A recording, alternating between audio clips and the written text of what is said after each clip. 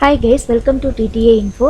நம்ம சேனலை சப்ஸ்கிரைப் பண்ணாதவங்க சப்ஸ்கிரைப் பண்ணுங்கள், பக்கத்தில் இருக்க பெல் பட்டனை கிளிக் பண்ணுங்கள், லைக் பண்ணுங்கள், ஷேர் பண்ணுங்கள், கமெண்ட்ஸ் பண்ணுங்கள் கைஸ்.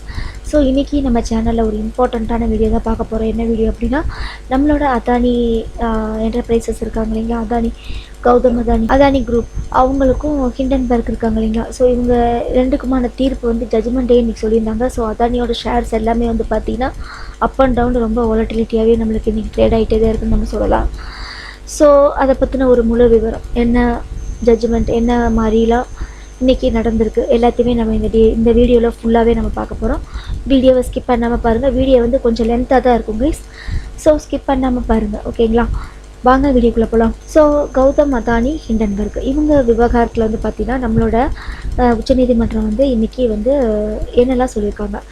ஸோ இந்த ஹிண்டன்பர்க் விவகாரத்தில் வந்து பார்த்திங்கன்னா நிலுவையில் இருக்கிற 2 விசாரணைகள் வந்து அடுத்த 3 மாதங்கள் வந்து முடிக்குமாறு சொல்லியிருக்காங்க. யாருக்கு அப்படின்னா நம்மளோட செபி அமைப்புக்கு உச்சநீதிமன்றம் வந்து உத்தரவிட்டிருக்காங்க. இன்றைக்கி வந்து பார்த்திங்கன்னா அதானி ஹிண்டன்பர்க்கோட ரிசர்ச் விவகாரம் வந்து தொடர்பாக பல்வேறு மனுக்களை வந்து விசாரிச்சிருக்காங்க.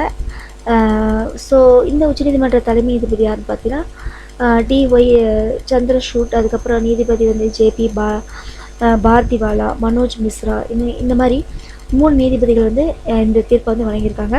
ஸோ இந்த 3 நீதிபதி இருக்கிற இந்த பெஞ்ச் செபி விசாரணையில் வந்து பார்த்திங்கன்னா ஒரு சண்டை ஏற்படுற வகையில் ஓசிசிபிஆர் அறிக்கையை கணக்கில் வந்து எடுத்துக்கொள்ள முடியாதுன்னு சொல்லியிருக்காங்க. யார் சொல்லியிருக்காங்கன்னா உச்சநீதிமன்றம் சொல்லியிருக்காங்க. மேலும் பார்த்தீங்கன்னா 3ஆம் தரப்பு விசாரணை வந்து அறிக்கைகளை வந்து உண்மைன்னு சொல்லி கருத முடியாதுன்னு சொல்லியிருக்காங்க.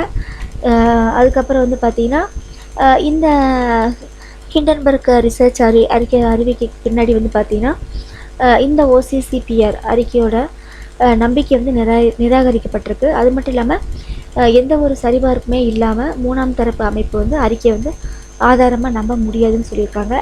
யார் சொல்லியிருக்காங்கன்னா நம்மளோட உச்சநீதிமன்றம் இந்த பெஞ்ச் வந்து அறிவிச்சிருக்காங்க. மேலும் பார்த்திங்கன்னா இந்த விசாரணையோட செபிக்கிட்ட இருந்து சிபிஐக்கு மாற்ற எந்த அடிப்படை வந்து இல்லைன்னு சொல்லியிருக்காங்க. அது மட்டும் இல்லாமல் அதானி குழுமம் மீதான ஒரு குற்றச்சாட்டுகளும் தொடர்ந்து வந்து செபி வந்து விசாரணை செய்யும்னு சொல்லியிருக்காங்க. ஸோ உச்சநீதிமன்றம் நியமித்த இந்த குழுவோட பரிந்துரைப்படி செயல்படுறது குறித்து பரிசீலிக்கணும்னு சொல்லியிருக்காங்க. யாருன்னு சொல்லியிருக்காங்கன்னா சென்ட்ரல் கவர்மெண்ட்டு சொல்லியிருக்காங்க. அதுக்கப்புறம் வந்து செபி வந்து உச்சநீதிமன்றம் வந்து கேட்டுக்கொண்டிருக்கு. மேலும் பார்த்தீங்கன்னா நிறையா விசாரணையை வந்து எஸ்ஐடி அப்புறம் பிற ஏஜென்சிக்கு வந்து மாற்றுறதுனால எந்த விதமான ஒரு உத்தரவாதமே இல்லைன்னு சொல்லி உச்சநீதிமன்றம் சொல்லியிருக்காங்க. எஃபிஐ அப்புறம் வந்து எல்ஓடிஆர் இந்த விதிமுறைகளின்படி ஒரு திருத்தங்களை திரும்ப பெறதுக்கு செபிக்கிட்ட வந்து உத்தரவிட சரியான காரணம் வந்து எதுவும் இல்லைன்னு சொல்லியிருக்காங்க. அது மட்டும் இல்லாமல் எஃபிஐயோட செபி அமைப்பு ஒளிப்புகா அப்படின்னு சொல்லியிருக்காங்க. அதாவது சொல்லை வந்து பயன்படுத்தின்னு சொல்லியிருக்காங்க. ஸோ இந்த உச்சநீதிமன்றம் நியமித்த இந்த நிபுணர் குழுவால் ஒரு தவறாக புரிந்து கொள்ளப்பட்டதுன்னு சொல்லியிருக்காங்க. யாருன்னா நம்மளோட தலைமை நீதிபதி. ஸோ நம்மளோட செபி இதை குறித்து விசாரணையில் வந்து என்ன சொல்லியிருக்காங்க அப்படின்னா எஃபிஐ விதிமுறைகள் வந்து அதோட கட்டமைப்பு செபி விசாரணைக்கு எந்த விதமான ஒரு தடையாக இருக்காதுன்னு சொல்லியிருக்காங்க. ஸோ உண்மையிலே இந்த விதிமுறைகள் மூலமாக முதலீட்டோட வாயிலாக நாம் நன்மை அடைகிற மாதிரி இறுதி நபரை வந்து கண்டறிய முடியும்னு சொல்லியிருக்காங்க. இந்த நம்மளோட உச்சநீதிமன்றம் நியமித்த குழுவில் முரண்பாடு இருப்பதாக வந்த ஒரு மனுவையும் குற்றச்சாட்டையும் மொத்தமாக மறுத்திருக்காங்க. மேலும் பார்த்தீங்கன்னா ஹிண்டன்பர்க் ரிசர்ச் அறிக்கையின்படி அதோட ஷார்ட் செல்லிங் ஏதேனும் வந்து விதிமுறைகள் வந்து மீறல் வந்து இருக்கா அப்படின்னு சொல்லி விசாரித்து உரிய நடவடிக்கை எடுக்க மத்திய அரசுக்கு வந்து செபிக்கும் உத்தரவிட்டிருக்காங்க. யாருன்னு பார்த்தீங்கன்னா உச்சநீதிமன்றம். ஸோ உச்சநீதிமன்றத்தோட இந்த பல்வேறு மனுக்கள் மீதான தரப்பில் தீர்ப்பில் வந்து பார்த்திங்கன்னா அதானி குழுமத்துக்கு பாதகமாக எந்த விதமான ஒரு அறிவிப்பை வெளியிடலை. ஸோ இதனால் அதானி குழும முதலீட்டாளருக்கோ அவங்களோட குழும பங்குகளுக்கும் ஒரு சாதகமான சூழ்நிலை உருவாகியிருக்கு. ஸோ அதானி என்டர்பிரைசஸ்ன்னு பார்த்திங்கன்னா 3% உயர்ந்திருக்கு. அதானி ஃபோர்ட்ஸ் அண்ட் செல்ஸ் வந்து 1.27, அதானி பவர் வந்து 3.88, அதானி எனர்ஜி சொல்யூஷன் வந்து 9.35, அதானி டிரான்ஸ்மிஷன், ஓகேங்களா, Adani green energy 4.29, Adani total gas 6.94, Adani Wilmar வந்து 4.53, அதுக்கப்புறம் வந்து ஏசிசி லிமிடெட் 0.52, அம்புஜா சிமெண்ட்ஸ் வந்து 0.91. இது எல்லாமே வந்து பார்த்திங்கன்னா அதாவது என்டிடிவி 4.86. ஸோ இது எல்லாமே ஒரு நல்ல உயர்வே கண்டிருக்கு இன்றைக்கி. ஸோ நம்மளோட உச்சநீதிமன்ற இந்த பெஞ்சை வந்து அமெரிக்கா தளமாக வச்சிருக்கிற இந்த ஹிண்டன்பர்க் ரிசர்ச் நிறுவனம் ஒரு கார்ப்பரேட் வரலாற்றில் மிகப்பெரிய ஒரு மோசடின்னு சொல்லியிருக்காங்க. எந்த வகையில் அதானி குழுமம் பல்வேறு தவறு வந்து தொகுத்து அறிக்கை வெளியிட்டு தான் வராங்க. அது மட்டும் இல்லாமல் ஹிண்டன்பர்க் ரிசர்ச் அறிவிப்பை தொடர்ந்து அதானி குழுமத்தோட இந்த சந்தை மதிப்பு சுமார் வந்து பார்த்திங்கன்னா $15 பில்லியன் வரைக்கும் சந்திச்சிருக்கு. ஸோ இந்த சரிவின் மூலமாக ஒரு சாமானிய ரீட்டைல் இன்வெஸ்டர்ஸுக்கும் இழப்பை வந்து எதிர்கொண்ட நிலையில் நம்மளோட உச்சநீதிமன்ற செபிக்கு அதானி குழுமம் வந்து இந்த ஹிண்டன்பர்க் ரிசர்ச் முன்வைத்த குற்றச்சாட்டுகள் வந்து விசாரிக்க உத்தரவிட்டிருக்காங்க. சுமார் 24 குற்றச்சாட்டுகள் வந்து 22வது விசாரணையை முடித்து செபி வந்து அவங்களோட அறிக்கையை உச்சநீதிமன்றத்தில் சமர்ப்பிச்சிருக்காங்க.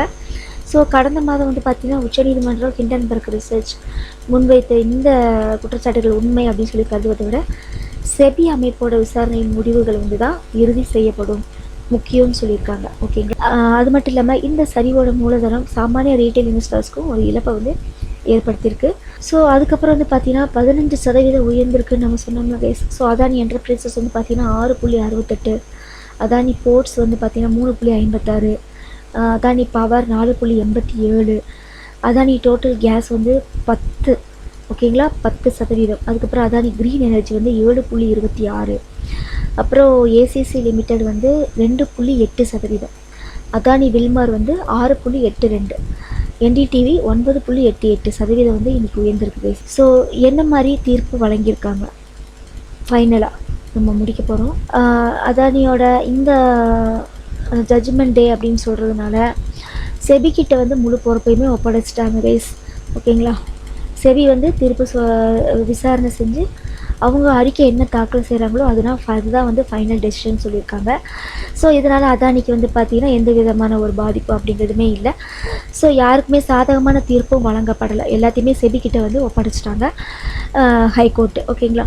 ஸோ அடுத்து ஒரு நல்ல வீடியோவில் நம்ம பார்க்கலாம் கைஸ். ஸோ இன்றைக்கி அதானி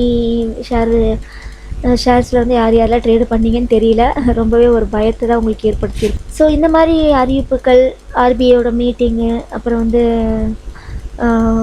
பாலிட்டிக்ஸில் வந்து ஏதாவது சேஞ்சஸ் இந்த மாதிரி வரும்போதெல்லாம் மார்க்கெட் வந்து இந்த மாதிரி தான் அப் அண்ட் டவுன் மூமெண்ட்டு ரொம்பவே நடக்கும். ஸோ இந்த டைமில் வந்து நம்ம கவனமாக நம்ம ட்ரேடு பண்ணணும். ஓகேங்களா. Thank you guys, thank you so much. அடுத்து ஒரு நல்ல வீடியோவில் நம்ம பார்க்கலாம். மறக்காமல் நம்ம சேனலை சப்போர்ட் பண்ணிக்கிட்டே இருங்க.